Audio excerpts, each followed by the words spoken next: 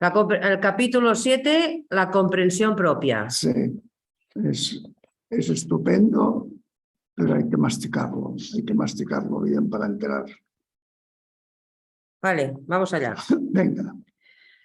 Entonces Mahamati exclamó: Bendito, te suplicamos nos digas cuál es la naturaleza de la comprensión propia por cuya razón seremos capaces de lograr la inteligencia trascendental. La inteligencia trascendental es conocer la noble doctrina. El bendito respondió: La inteligencia trascendental surge cuando la mente intelectual alcanza su límite. Y si las cosas son para ser comprendidas en su naturaleza verdadera y esencial, sus procesos de actividad mental basados en ideas particularizadas, discriminaciones y juicios deben ser trascendidos por una apelación a alguna facultad superior de conocimiento, si es que existe tal facultad superior. En la mente intuitiva, manas, tenemos esta facultad, la cual, como hemos visto, es la conexión entre la mente intelectual y la mente universal. Aunque no es un órgano individualizado como la mente intelectual, tiene algo que es mucho mejor: dependencia directa en la mente universal. Mientras la intuición no da información que pueda ser analizada y discriminada, ella da algo que es superior: comprensión propia a través de la identificación. En un párrafo ha dicho montones de cosas. Venga. Sí. Bueno, yo lo que entiendo es que, como le ponen nombre a todo, pues bueno, la inteligencia trascendental, o sea, la pregunta es, ¿cuál es la naturaleza de la comprensión propia por la que tenemos que lograr la inteligencia trascendental? Y entonces él dice, la inteligencia trascendental, surge cuando la mente intelectual alcanza su límite, como si hubiera un sostro, un techo. Bueno, no. Y si las Que tú razonas y cuando ya no puedes más. Exacto, llegas al tope. Dice, y esto es porque las cosas son para ser, si las cosas son para ser comprendidas en su naturaleza verdadera y esencial, sus procesos de actividad mental basados en tal, deben ser trascendidos. O sea, la razón, todo lo porque las razonas, esto porque es esto causa y efecto, no sé qué, todo eso tiene que ser trascendido por una apelación a alguna facultad superior de conocimiento, si es que existe esta facultad. Y dice, sí, existe. En la mente intuitiva tenemos esta facultad. Y entonces dice, la mente intuitiva, la intuición, ¿no? Mientras la intuición, dice, no da información que pueda ser analizada y discriminada, ella da algo que es superior, que es comprensión propia a través de la identificación. Es decir, bueno, yo lo que entiendo es, la razón si tiene un límite. A partir de aquí hay una facultad, dice, superior, que es la intuición, por la cual ya no es un proceso razonador, dice, pero nos da una información que es comprensión propia a través de la identificación. O sea, es una comprensión que no discrimina, no es dual, no es yo, tú, no es razonada, pero es intuitiva. Pero tú lo estás describiendo como después de esto viene aquello. No. Lo que te está diciendo, tú razonas hasta que tu razón no pueda más. Sí, ¿y entonces? Entonces dejarán, bueno, razón hasta que no pueda más. Pero ten en cuenta que la mente, esta es una noción muy importante que seguramente no hemos hablado suficiente. La mente, que es los deseos, temores, expectativas, recuerdos, las verificaciones que has hecho tú desde este esquema de interpretación de la realidad, las cosas que se han añadido ahí por intervención de otras personas y tal. Esto crea una estructura en tu mente. Y esta estructura creada en tu mente es la gran falsificadora. Falsifica todo lo que interpreta. Entonces dice, tenemos esto, En la mente intuitiva hay una salida en la mente intuitiva. Y lo curioso, interesante es cómo concibe la mente intuitiva. Pero eso ya me lo explicarás tú o la Marta. Bueno, esto que empieza a decir ahora, comprensión propia a través de la identificación, ¿no? Bueno, la idea, La intuición. yo entiendo que la intuición la la describe como un momento en el que no hay dualidad. Cuando dice a través de la identificación, yo entiendo a través de que la diferencia sujeto-objeto desaparece y hay una identificación con todo y allí, o con algo en concreto, y allí aparece la intuición. Pero fíjate la frase que dice, esa facultad que surge en la conexión de la mente intelectual y la mente universal. O sea, de tu esfuerzo de comprender razonadamente y la mente universal. El tocar, el esfuerzo ese que tú haces de razonar, toca la DA, toca la dimensión absoluta. Y ese toque hace que abra a un conocimiento de identificación. ¿Por qué? Porque si toca la DA, su DA y la DA de eso que quiere conocer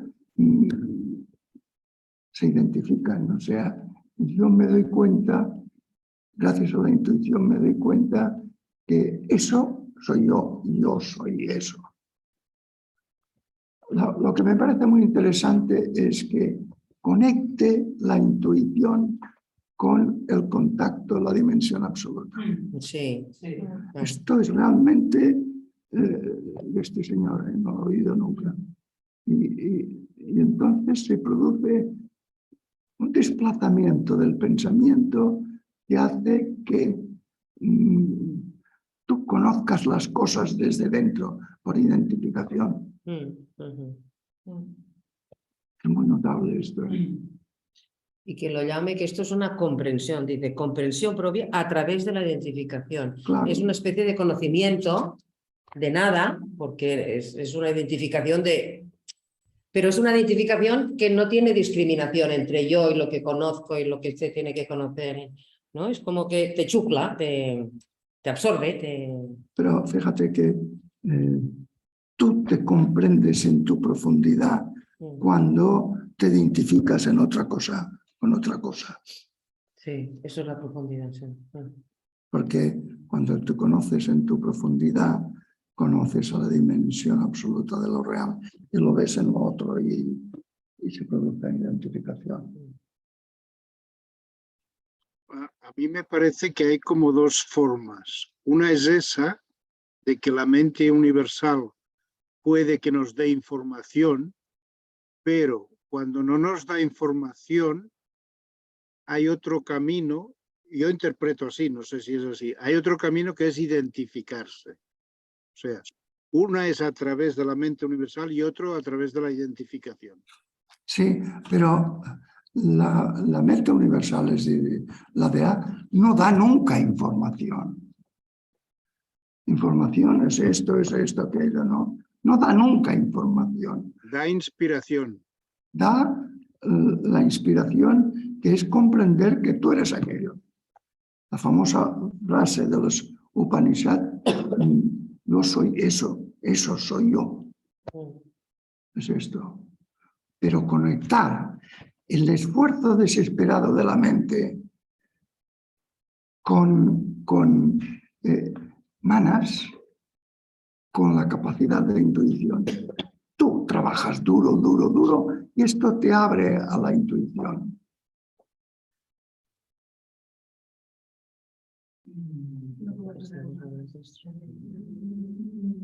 A ver, mi torno di abril, di aver diga que ya llena dintre allà entra.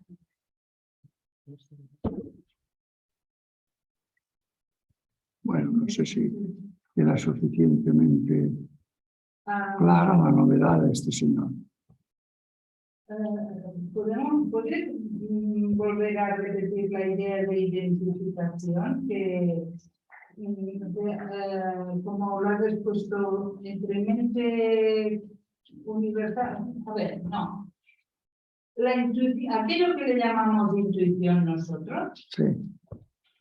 vulgarmente, que tú no sabes por qué, pero entreves o ves claro que la cosa es así o es así, que lo que va a pasar es esto, o lo que, ¿no? Sin que haya pasado por un razonamiento, sino que dices, es esto, pasará, ¿no? ¿Esa intuición es esta que está hablando aquí? Sí, pero es una intuición que es fruto, él es un testimonio, es fruto de pensar y pensar y pensar y pensar, y como si en un momento determinado se conecta ese esfuerzo por pensar, por conocer la naturaleza propia, se conecta con DA, con la dimensión absoluta. Y al conectarse, descubre que él es eso. Y aquello sobre lo que estaba él razonando, descubre que él es eso, y eso es la identificación.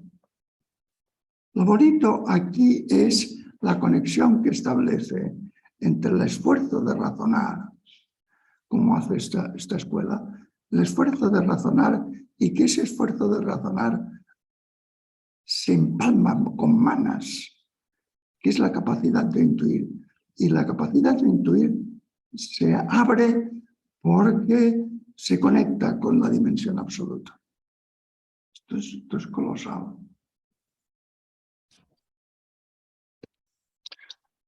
María, la capacidad de intuir sería equivalente a la noticia que tú en algún momento señalas que tenemos de la DA. Sí, sí, noticia porque no es un conocimiento, pero tenemos una noticia y entonces conoces la naturaleza propia, identificante con aquello sobre que estás pensando. Pero todo esto no es una descripción, esto pasa así, sino que es una invitación a hacer el camino ese.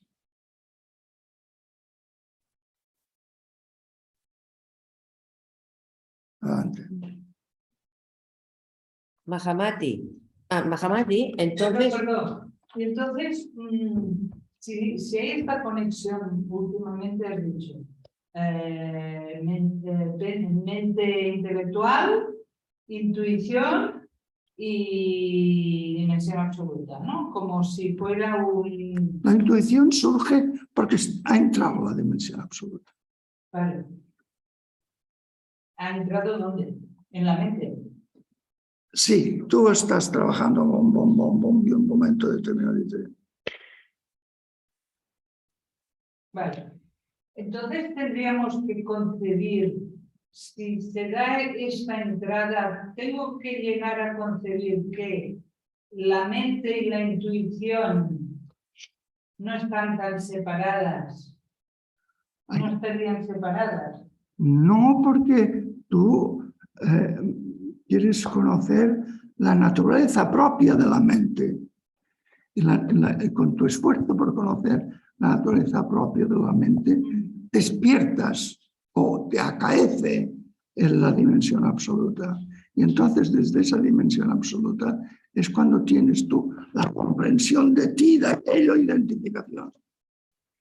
Claro, es que esto está describiendo, creo yo, el procedimiento de Lankavatara de acceder al máximo nivel espiritual.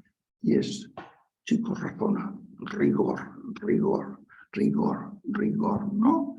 Y si tú lo haces sinceramente y verdaderamente, despierta a DA y te hace conocer la naturaleza propia. Esto es muy interesante. El esfuerzo riguroso de razonar, bien razonado, entonces te muestra que las cosas son vacías y aparece que en su fondo es lo que tú eres. Es que no somos más que un momento del misterio de los mundos.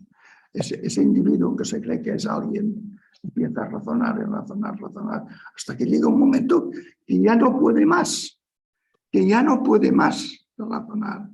Y entonces dice, misterio de los mundos. Y por ese reconocimiento conoce su naturaleza propia, que yo soy eso. En un párrafo, la cantidad de cosas que dicen. María, ¿eso no supondría que todo el esfuerzo de, por ejemplo, de pensadores, de filósofos que se la pasan pensando, razonando, tratando de entender, llegaran a lo mismo, pero a veces da la impresión de que no llegan algunos? No llegan porque los filósofos, y él se mete mucho con los filósofos, intentan comprender este mundo sin salirse de él. Intentan dar una explicación de la dimensión relativa. Esto es lo que él propone, no es intentar dar una explicación de toda la realidad como hacen los filósofos, sino que lo que intentan es ¿qué es lo que hay aquí? ¿Qué es lo que hay aquí? Es muy diferente. Los filósofos no pueden llegar nunca porque se han cerrado la salida. En cambio, la pregunta está básica, ¿cuál es mi naturaleza? ¿Qué es lo que hay aquí? En mí y en todo.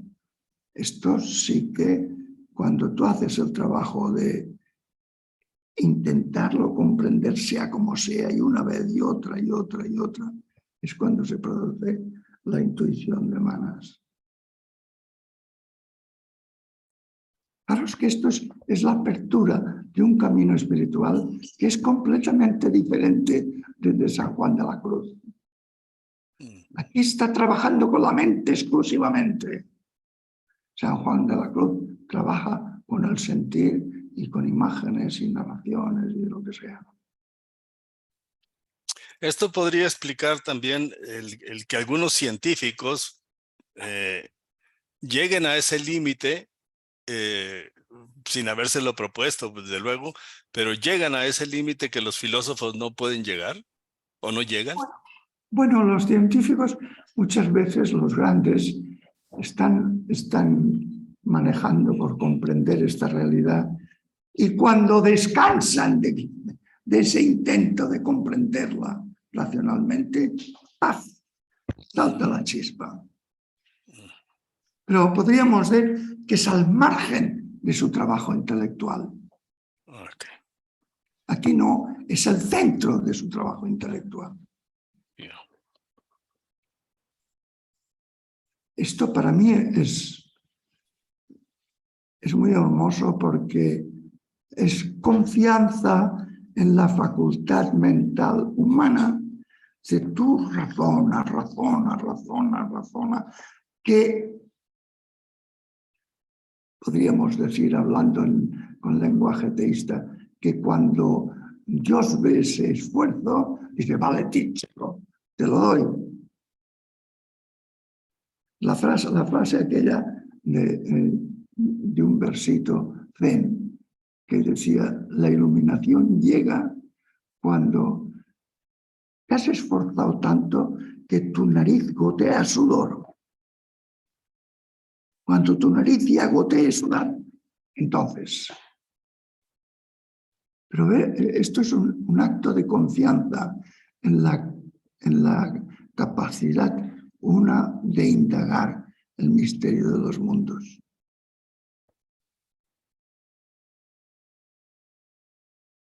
Que no es una explicación de los átomos o de la vida o del cosmos, sino es una pregunta más radical. ¿Qué es esto? Venga.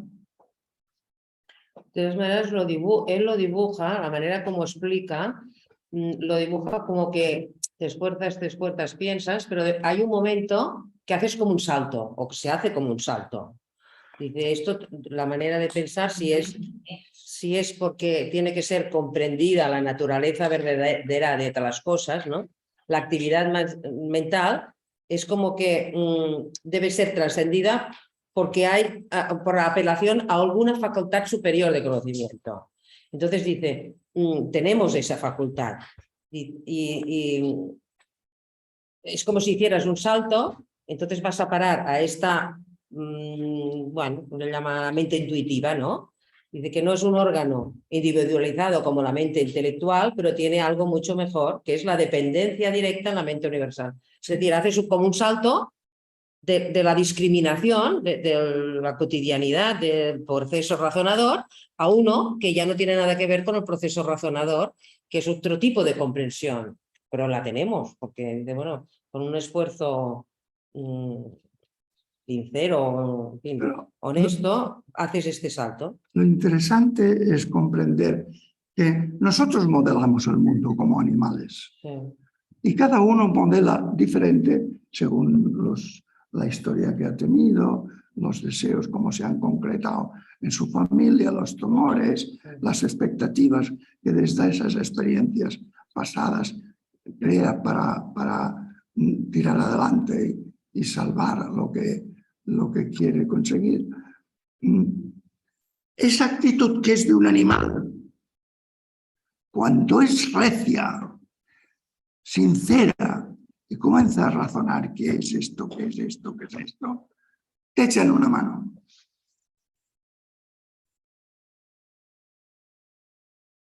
Hay salida, hay salida. No somos un animal enclaustrado en la construcción de nuestro sistema mental.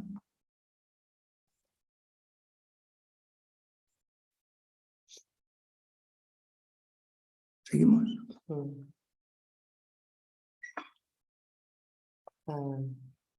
Mahamati entonces le preguntó al bendito diciendo, bendito, te suplicamos nos digas qué comprensiones claras un discípulo serio y sincero debe tener para triunfar en la disciplina que guía la comprensión propia.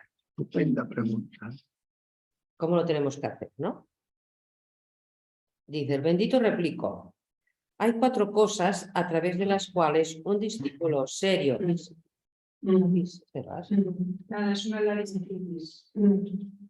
Ahora vomitará. Bueno, porque está una laringitis.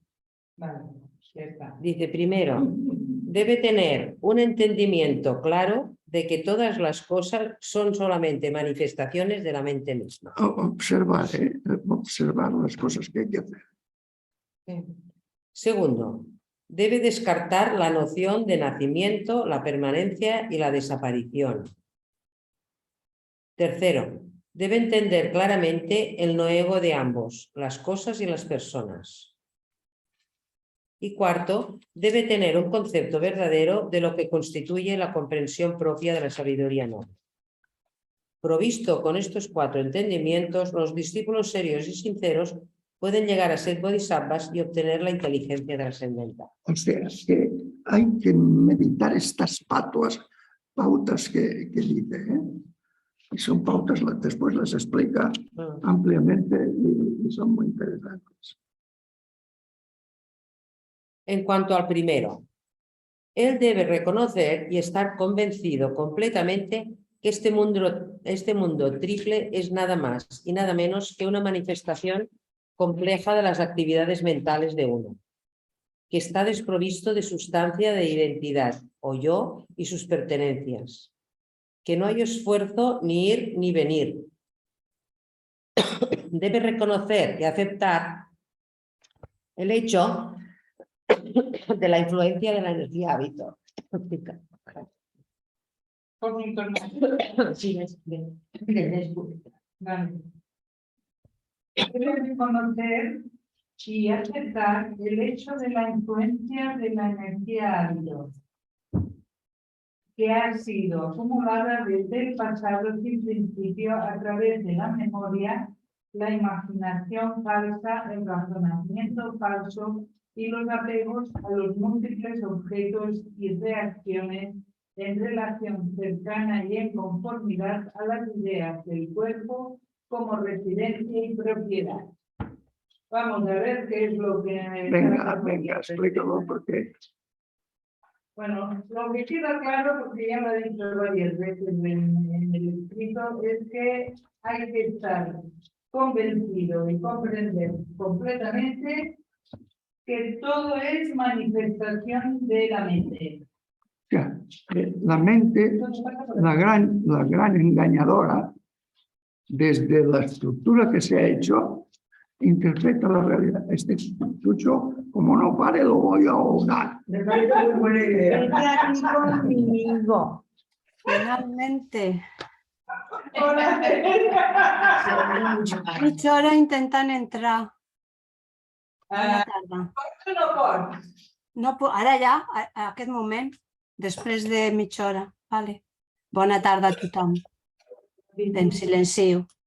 Estamos en la página 54, arriba de todo, ¿vale?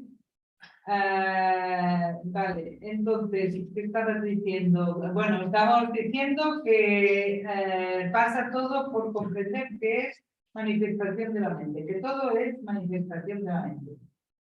Que como tal, nada tiene una entidad, ¿vale? Él lo llama sustancia de identidad o yo. Ni tampoco pertenencias a estas identidades.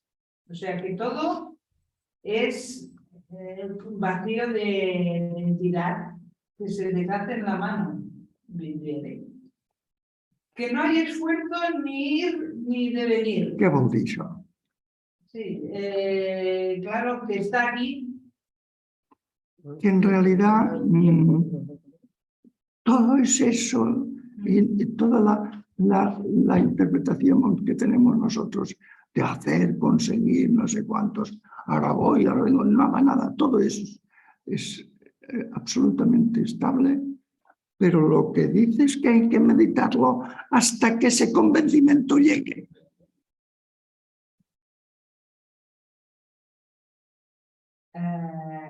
¿Qué más? Debe reconocer y aceptar el hecho de la... esto es buenísimo. Lo de la energía hábitos. Sí. Hay que reconocer que tenemos un hábito ancestral a través de la memoria, de la imaginación falsa, el razonamiento falso y los apegos a los múltiples objetos y reacciones, ¿vale? O sea, que hay que reconocer que en la modelación que uno hace de las cosas juega todo este paquete de recuerdos. Miles de años para atrás. Sí. Lo cual quiere decir que la palabra no es nunca una solución, sino que hay que analizarla, dejarla al lado y mirar qué es lo que se estaba intentando decir.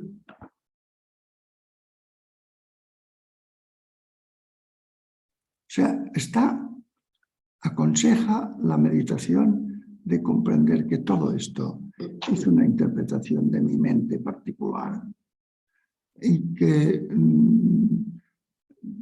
hay que dejar todo eso, no tiene entidad, no tiene yo propio, no tiene sustancia propia y reconocer que eso está ahí, sin esfuerzo, ni ir ni venir.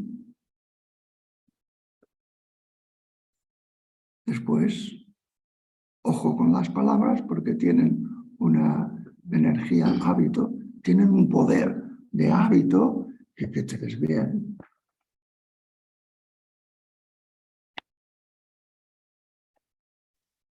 Hay que trascender siempre las palabras. Venga. En cuanto al segundo, debe reconocer y estar convencido de que todas las cosas deben ser consideradas como formas vistas en una visión, en un sueño, vacías de sustancia, no nacidas y sin naturaleza propia. Que todas las cosas existen solo por razón de un sistema complicado de causa y efecto, origen interdependiente, que debe su surgimiento a la discriminación y apego y que resulta en el surgimiento del sistema mental y sus pertenencias y desarrollo. Sí. Muy bien, también esto hay que meditarlo hasta que se vea todo como un sueño, una visión vacía de sustancia, no nacida, sin naturaleza propia. Que vam passar ja una estona de feina. Esto es una consecuencia de la primera, de lo de antes, ¿no? Sí, Porque sí, se ve sí, que sí. todo es una interpretación, entonces reconoces que todo es una visión, un sueño. Y además que es una visión de tu mente. Ahí no está. De tu mente por el proceso que tú en tu vida de animal viviente has hecho, que te has construido un patrón de interpretarlo todo. Pero yo, María, esto yo lo veo, lo entiendo, en serio, ¿eh? Sí. Lo que ocurre es que no lo vivo. Porque no lo entiendes. Sí, lo entiendo. No lo entiendes. Si lo entendieras de verdad, aquello se desharía. Lo entiendes, pero no lo entiendes. Lo entiendes, pero de tal manera que puedes continuar con tu vida cotidiana. No lo has entendido. Pues eso. No lo has entendido. Esto hay que... Pero intelectualmente lo entiendo muy bien, pero no lo entiendo. Eso es una intelección intelectual que no tiene ningún efecto. Ya. Aquí esto hay que meditarlo con la mente y el corazón hasta que se deshaga. Si se deshace, tu vida cotidiana te aseguro que va a pegar un vuelco. Yo creo que la primera expresión que dice, cuando la mente intelectual alcanza su límite, yo creo que aquí es donde está la clave, porque es verdad que muchas veces dices, fin, no has llegado. Yo creo que él está diciendo que tú te tienes que plantear como preguntas hasta que te topes con una pared fuerte, pues eso sería casi un koan, ¿no? Un koan.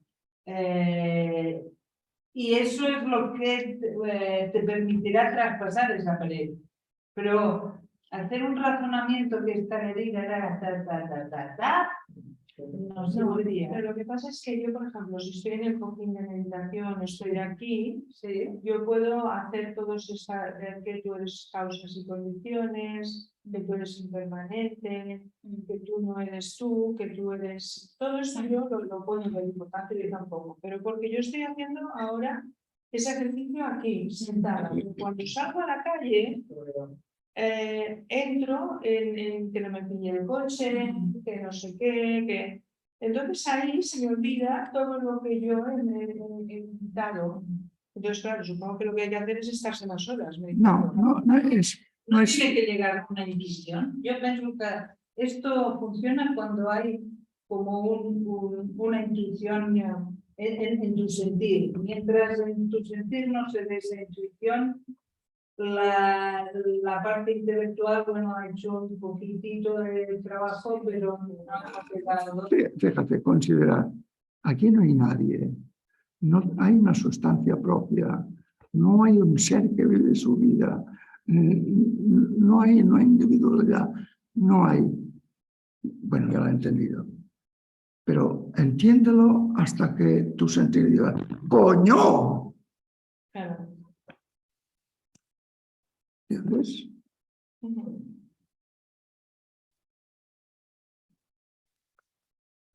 En cuanto al tercero,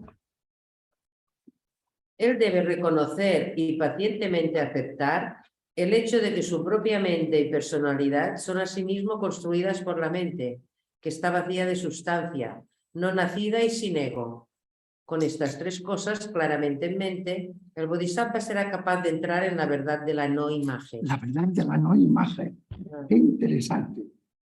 La no imagen. Ya el mundo se ha vuelto tan misterioso en él mismo y tú mismo que ya no puedes hacer una imagen, ni necesitas hacerte una imagen, porque lo estás verificando, lo estás viviendo.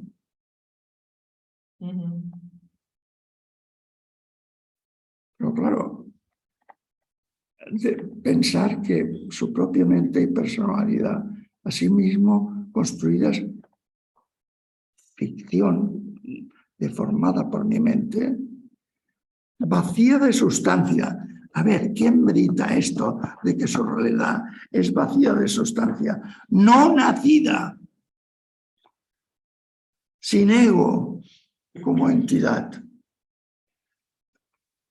Aquí hay un trabajo de comprensión de mente tremendo, tremendo, hasta que realmente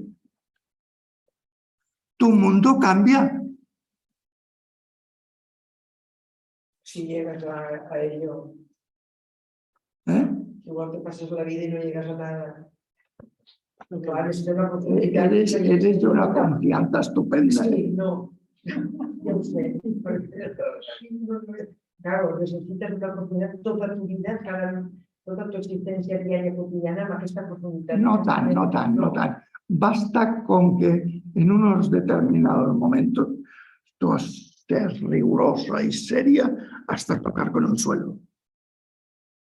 Si lo haces en unos determinados momentos, aquello te cambia la base de tu vivir.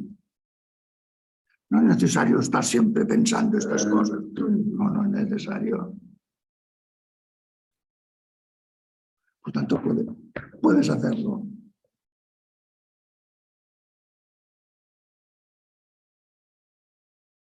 En cuanto a la cuarta, debe tener un concepto verdadero de lo que constituye la comprensión propia de la sabiduría no.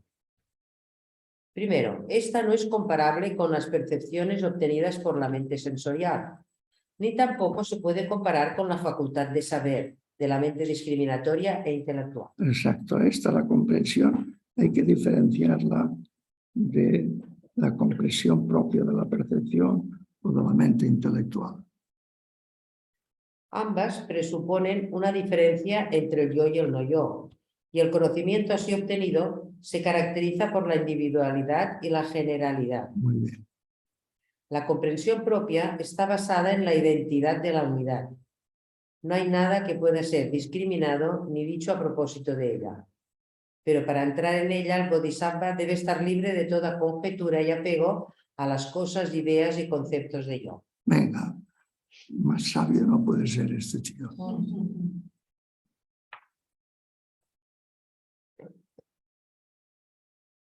Marta, va, explícamelo. Vamos a ver. Lo primero, ¿no? Tienes que saber de qué va, ¿no? Medir, eso es importante. Pues eso, hay que estudiar los textos budistas para comprender de qué va. De qué va. No. Esta comprensión no es comparable con las percepciones obtenidas por la mente sensorial, ni tampoco se puede comparar con la facultad de saber de la mente discriminatoria e intelectual. O sea, diferencia cosas. Sí, por tanto es una comprensión, la sabiduría, la comprensión propia va a ser de un aire diferente a la discriminación, a todo razonamiento intelectual, es de otro tipo, ¿no? En las que la diferencia del yo y no yo desaparece y la individualidad y generalidad también desaparece. O sea que está compuesto de individuos, un mundo de individuos, y hay un término para llamar a estos individuos generales. Pero esto no es, ¿no? ¿No? Esto no es. Vale. Bueno, entonces, esta comprensión propia está en la unidad, una identidad dentro de una unidad. Ahí lo describe muy bien esto, ¿eh? O sea, comprensión está basada en la identidad de la unidad. Tú ya te reconoces la unidad. Ahí nada puede ser discriminado, ni dicho a propósito de, es sin forma. Pero para entrar en ella, estás libre de conjeturas y apegos a las cosas, ideas y conceptos de Dios. Pero en cambio está hablando, al principio dice, bueno, hay que tener claro de lo que estamos hablando. Y dice, no tiene nada que ver con las percepciones obtenidas con los sentidos. No. Ni tampoco con, bueno, esto ya está más claro, la facultad de razonar y porque es discriminatoria. Pero los sentidos, vale, de acuerdo, vista, oído, olfato, gusto y tacto nos dan espacio, tiempo, ¿no? Nos sitúan también. Y esto dice, no tiene nada que ver ni con esta percepción de objetos, del sentir, percepciones, y la mente discriminatoria. Estamos hablando de otra cosa, él dice, estamos hablando de otra cosa. Pero en cambio tenemos, entonces, o sea, la percepción de los sentidos y la discriminación, o la mente está, la facultad de saber, son puros del animal, ya está, no, o que es a través de ellos, porque siempre hemos dicho, la percepción sirve para situarte en un mundo, no es que sea una cosa aparte, esto sirve para moverte y tal, pero esto, en este caso de la sabiduría noble, dice, esto hay que dejarlo aparte. La cuestión es, ¿esto lo tenemos que usar para algo, para llegar después a esta unidad? O, vale, tiene la utilidad que tiene como animal y ya está. Mira, tú vas por el campo y te encuentras una alcachofa. Sí. Bueno, la realidad de la alcachofa no es la percepción que has tenido tú. Tiene mucho más intríngulis, ¿no? Pero coges la alcachofa, vas a la biología y una descripción. Esta especie, no sé qué, no sé qué, no sé qué, no sé cuántos. Tampoco. Tú tienes que llegar y ¿qué caray es una alcachofa? Esto. Pero qué maravilla, qué cosa. Y empérrate en eso. No es necesario estar todo el día mirando la alcachofa, sino mirándola hasta que te origine una incógnita enorme.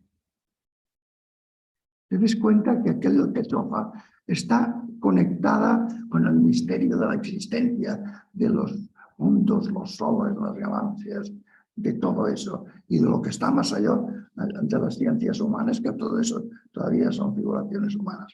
Eso lo puedes ver en la alcachofa, y cuando lo veas así en la alcachofa, tú te identificas con ella, porque sabes que tú eres igual que la alcachofa, igual de misteriosa que la alcachofa. Eso es perfectamente factible. Dice una alcachofa, puedes decir una mosca o lo que quieras. Que eso un poco lo que quiere decir es que la erudición no te lleva a la verdad. No, ni la erudición. No, porque eso es intelectual. Las explicaciones no es por motivo de despreciar lo intelectual. Son explicaciones de la realidad para vivir. Esto es preguntarse por la incógnita del vivir. La incógnita del vivir es un abismo.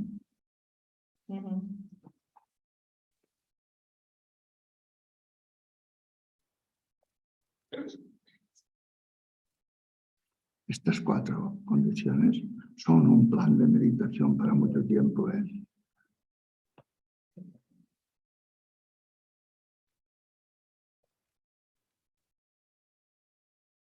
María, pero si uno empieza por, vamos a trabajar la inconsistencia, que todo es proyección de la mente, ¿no?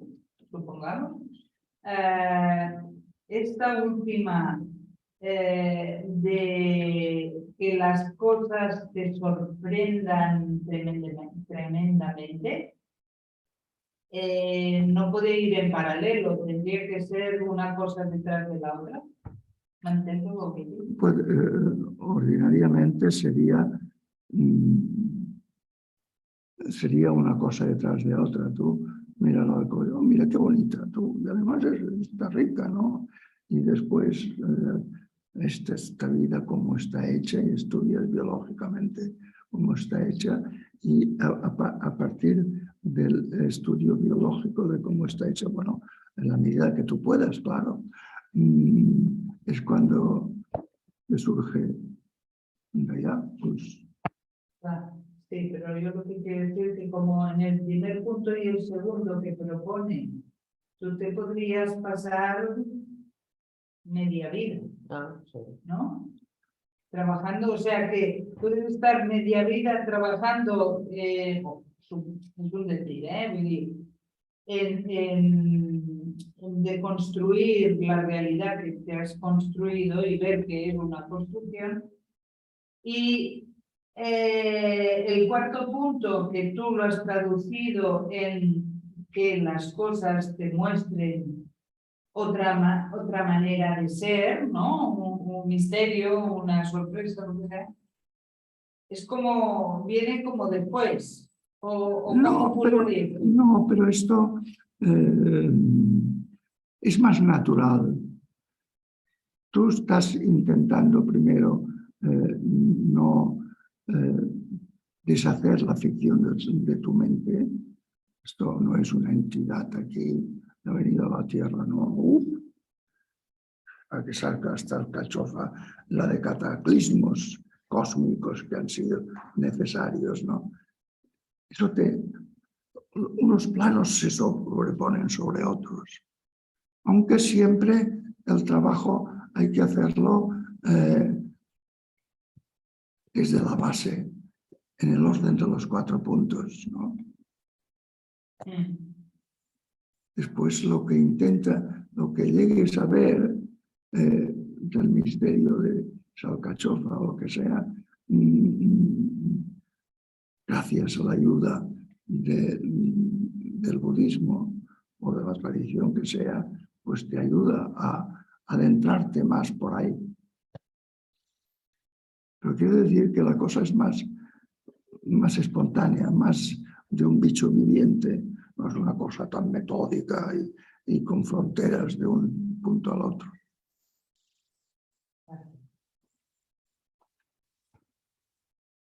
La alcachofa hay que comérsela hoja a hoja y lo importante está dentro. No lo entiendes. La alcachofa hay que comérsela hoja a hoja, que lo importante está dentro. Sí, pues eso, algo así. Buena imagen. Entonces Mahamati le dijo al bendito: bendito, te suplicamos nos expliques lo concerniente a las características de los apegos profundos a la existencia. ¿Cómo podemos llegar a desapegarnos de ella? Es una pregunta muy buena también. Claro, yo haciendo, vale, ya me dices eso, pero ¿cómo lo hacemos? El bendito... Profundos, Sí. Profundos. Sí. Claro, como lo ha dicho, hay que desapegarse, y dice, bueno, pero ¿cómo podemos llegar a desapegarnos, ¿no? Sí. De la existencia? El bendito replicó: cuando uno trata de entender el significado de las cosas a través de palabras y discriminaciones, hay una implicación de apegos inmensurables y profundamente enraizados a la existencia. Uf, qué bien. Ya empezamos mal. Por ejemplo, están los apegos profundamente enraizados a signos de individualidad. Sí, yo soy tal. A causa y efecto, a la noción de ser y no ser, a la discriminación del nacimiento y la muerte, de hacer y no hacer, y al hábito de la discriminación misma, de los cuales los filósofos son dependientes. O sea, estos son, bueno, es nuestra vida, es así, nos concebimos así, ¿no? Dice, pues esto es un apego profundo que hay que liberarse. Hay 3 apegos que están profundos. Momento, esto hay que ponderarlo un poquitito más. Yo creo que el apego que a mí más me cuesta es el de la noción de ser y no ser.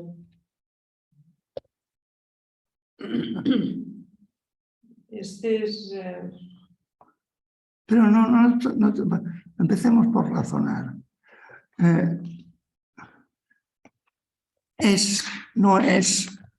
son conceptos humanos, prácticos.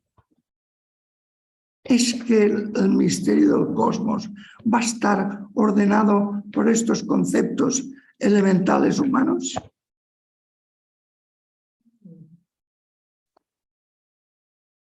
¿Qué sé yo? Esto tiene mucho que ver con las peleas de la existencia de Dios o no existencia de Dios. ¿Qué sé yo de esa inmensidad que hay en el cosmos? Yo sé las ciencias que yo he creado, que son modelaciones, discriminaciones, etc. Pero eso es solo lo que unos sentidos de un animal terrestre y un cerebro de un animal terrestre que se han construido en la vida para sobrevivir aquí, no son capaces de captar esas dimensiones.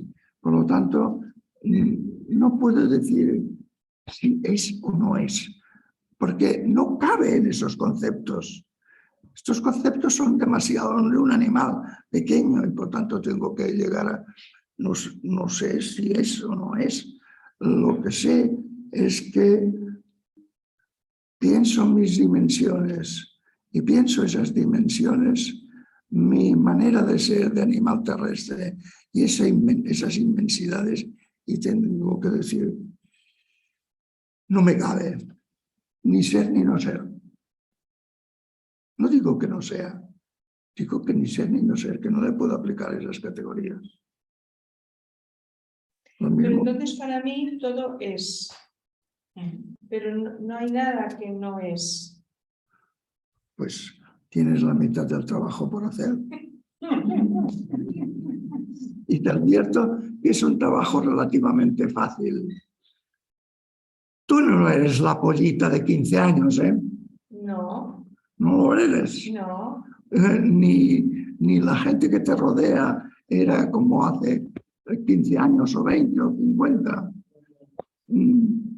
Ya. ¿Cómo que es? ¿Y qué es? Una cosa, fíjate, algo que no tiene su ser en sus manos es...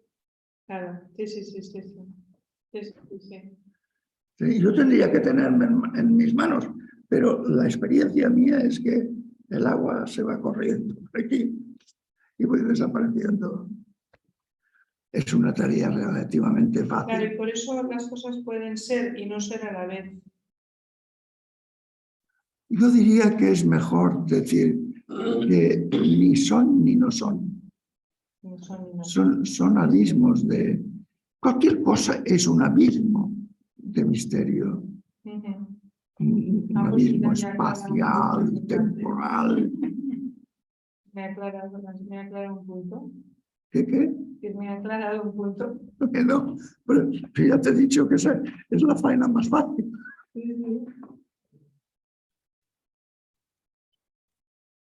Y qué curioso que se dé. Y qué curioso que se dé aquí, en el momento de la existencia, la posibilidad de saberlo, ¿no? De ser de esta especie de conciencia de que no es y no es, Sí. de que somos y no somos. Qué curioso el momento de lucidez que hay aquí. Pero ¿sabes? Consiste en que tú te creías que tenías los pies en el suelo y el suelo hace ¡bum! Sí. Y te caes. Sí. Te caes. Sí, pero intuyendo esto, y al máximo, ¿no? Es decir, bueno, intuyendo esto, qué curioso que haya un momento de la inmensidad de los mundos que se sea consciente de eso. Nuestra doble dimensión, hermana. Yeah. A ver si después habrá 3 dimensiones. Pero La evolución. este individuo, tener en cuenta que es uno de los textos más importantes de la tradición budista Zen, que el Bodhidharma, que fue el fundador de esa corriente, dio este texto a su discípulo. Toma, medítalo, que debía sucederle. tiene una gran importancia y, como veis, es masivo en su razonamiento. Es masivo.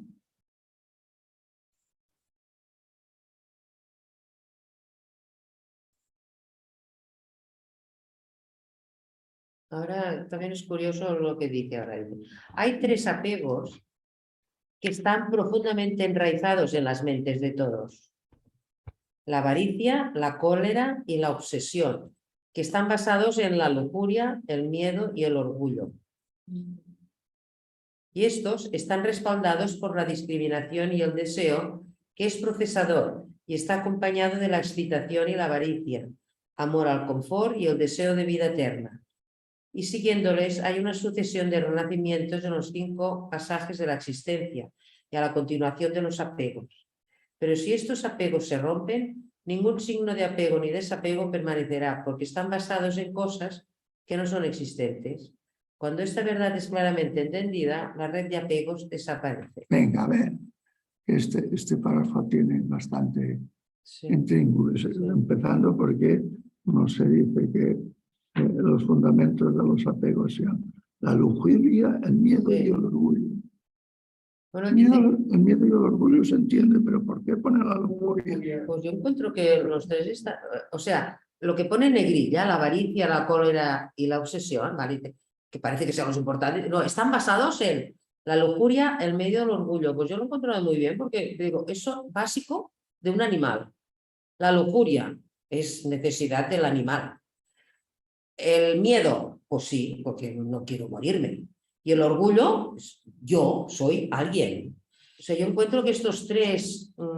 Sí, pero la avaricia, reducirla a la raíz de la lujuria y que fuera Freud. Sí, bueno, yo encuentro, por eso he dicho que a mí me encuentro razonable la lujuria, el miedo y el orgullo, porque están relacionados con las necesidades puras y duras del animal.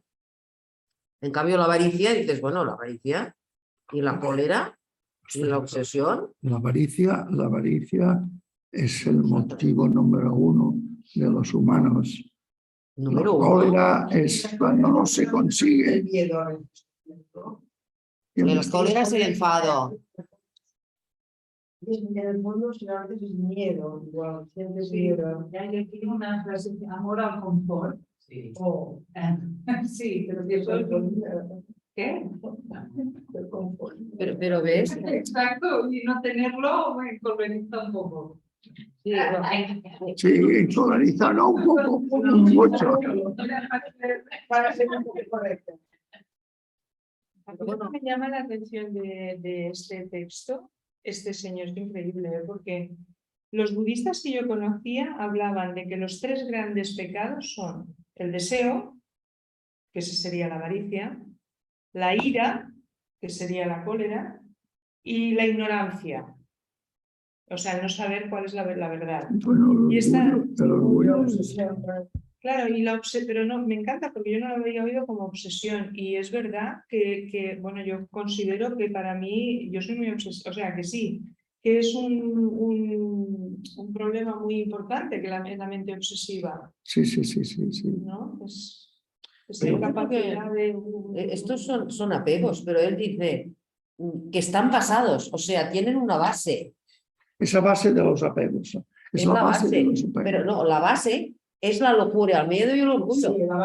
Sí, la base es la lujuria. O sea, la base de todo es esto, y esto da estos apegos como consecuencia. Y otros apegos es amor al confort, el deseo de vida eterna, todo eso. O sea, la base es, yo encuentro que está, bueno, yo os leo, que está basado en la esencia del animal, la necesidad del animal, y todo eso da, mira, ramas, venga, la raíz es esa y la rama es la avaricia, la cólera, la obsesión. Y también parece el deseo de que sobrevivir.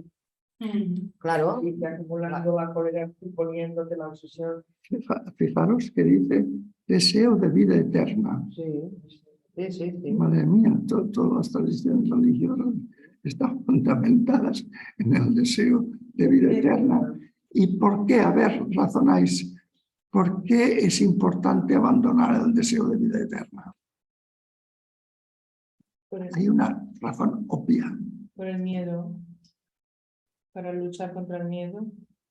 Una razón para abandonar este pensamiento. Porque si tienes deseo de vida eterna, mantienes el ego vivo. Por tanto, ni deseo de vida eterna, no se desea nada.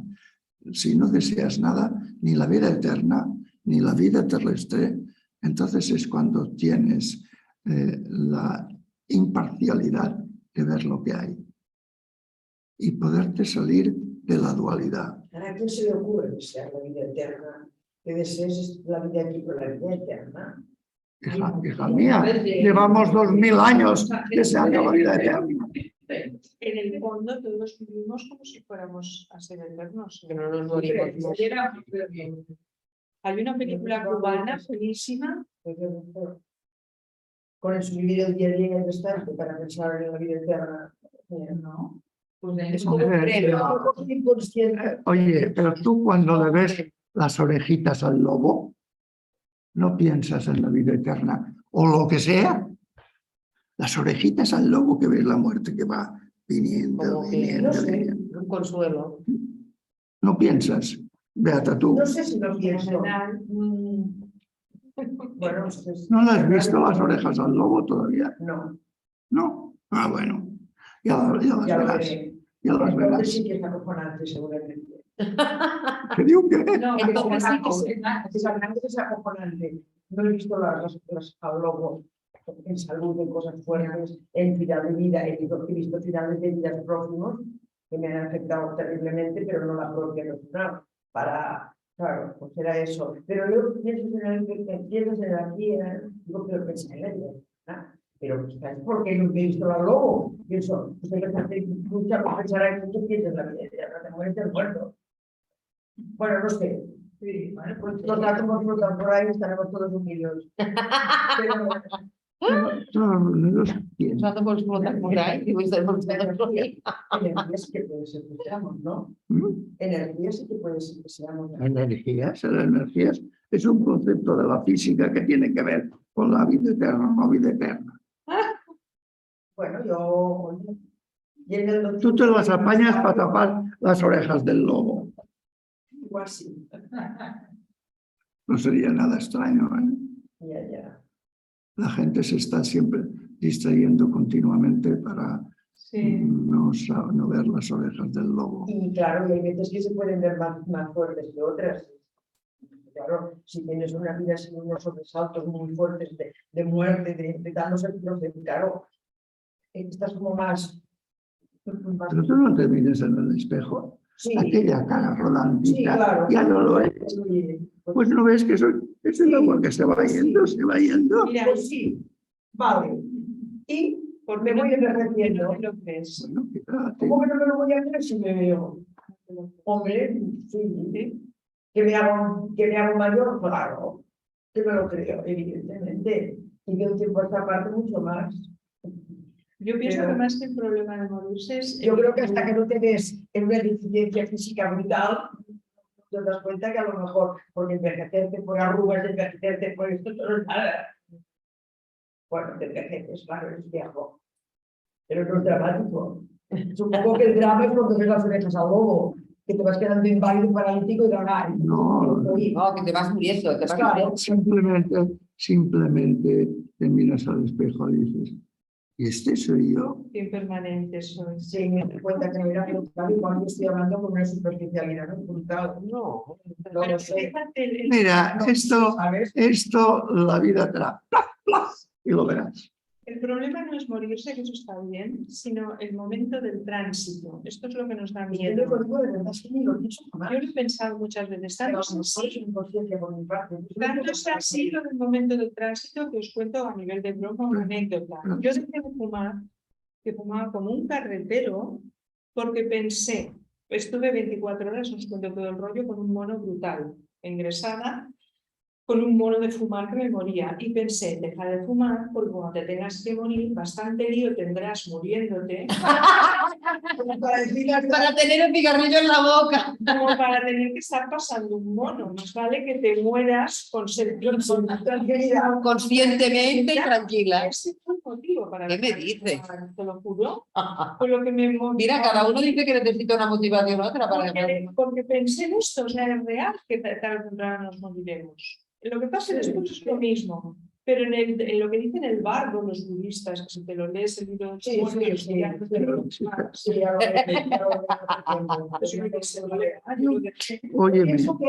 Oye, me encanta el tránsito. Cuando tú cierres los ojos y dejes de tener conciencia, qué tránsito ni qué historia. Ya lo habrá hecho. Ella dice, el tránsito es el momento. Sí,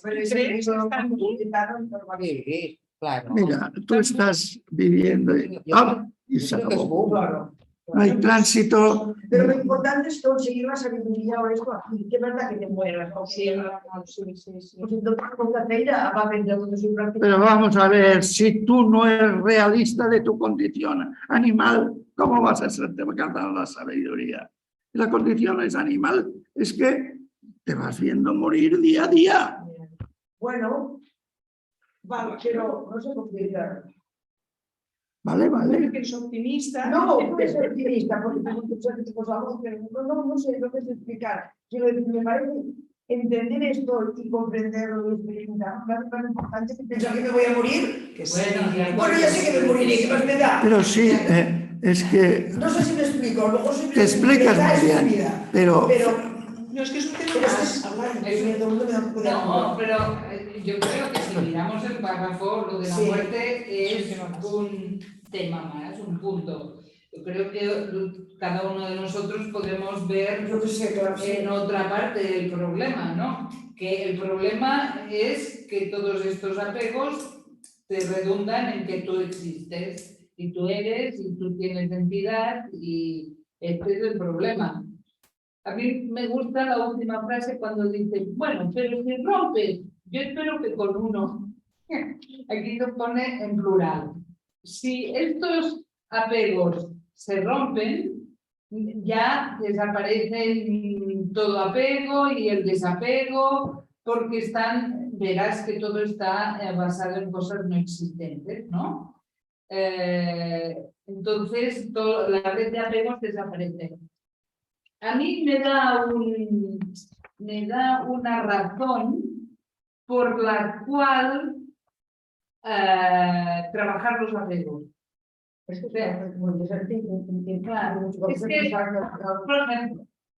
que no somos, que no tenemos identidad, que esto es una proyección mental, uno lo trabaja y parece que no adelanta mucho, sinceramente, o al menos no se ve. Entonces, considero que este párrafo a mí me da una pauta, ¿no? Entiendo que si rompes algún apego, eso te va a permitir ese trabajo de que tú no existes, de que todo es modelación, pueda dar algún paso más, ¿no? Yo me lo tomo en este sentido, como que los apegos lo que hacen es anclarte en tu mundo y lo que estás pretendiendo es salir de este mundo, ¿no? Pues claro, no es muy bien. venga, hacemos el párrafo, no sé si podremos, porque es muy largo. Pero dependiendo de eso y apegándose por sí mismo a la combinación triple que trabaja al unísono, está el surgimiento de la continuación del incesante funcionamiento del sistema mental, y por él se dan el sentimiento profundo y la afirmación continua de la voluntad de vivir. A ver. Sí, que dependiendo de eso, ¿no? De los apegos y todo eso, y apegándose a la combinación triple que trabaja al unísono, la lujuria al medio del orgullo, está el surgimiento de la continuación del incesante funcionamiento del sistema mental. Sí. O sea que además de esto hay el continuo funcionamiento del sistema mental y la afirmación continua de la voluntad de vivir. O sea, que yo no me quiero morir, que yo soy, que yo estoy. Cuando la triple combinación que causa el funcionamiento del sistema mental cesa, se produce una triple emanación y no hay un surgimiento adicional de cualquier otra combinación. Cuando la existencia y la no existencia del mundo externo es reconocida como surgiendo de la mente misma, entonces el bodhisattva está preparado para entrar en el estado de no imagen y allí dentro ver el vacío que caracteriza toda discriminación y todos los apegos profundamente asentados que resultan de esto. Allí verá no signos de apego profundamente arraigado y desapego. Allí verá nadie en opresión y nadie en emancipación, excepto aquellos que por ellos mismos toman placer en la opresión y la emancipación, porque en todas las cosas hay no sustancia para ser agarrada y sostenida. Es estupendo.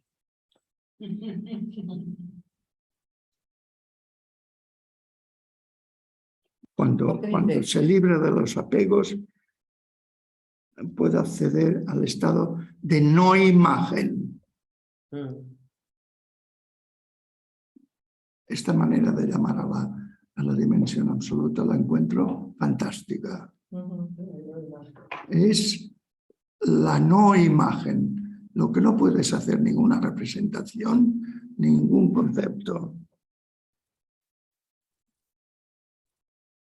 Después describe también, verá los no signos de apego, verá las cosas sin la atracción que provoca el apego.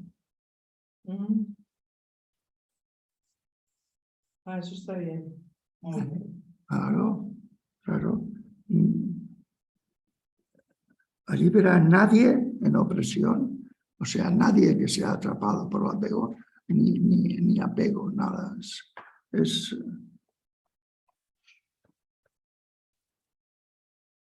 Porque en todas las cosas hay no sustancia para ser agarrada, nada tiene entidad para poder cogerte a él.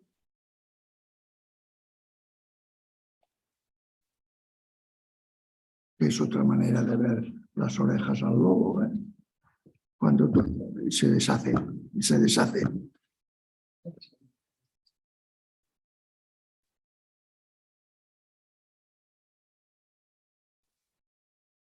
Bueno, pues podríamos quedarnos aquí, ¿no?